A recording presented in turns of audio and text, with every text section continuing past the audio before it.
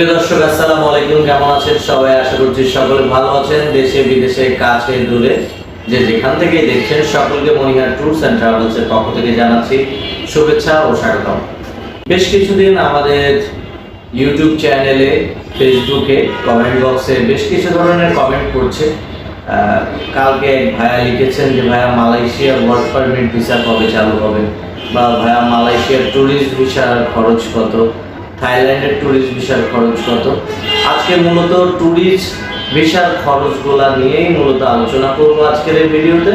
কথা না বাড়িয়ে চলুন ভিডিওটি শুরু করা যাক।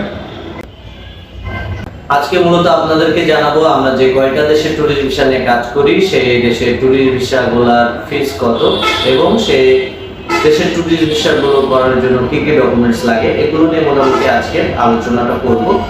তো আজকের আলোচনার প্রথমে আমাদের মালয়েশিয়ার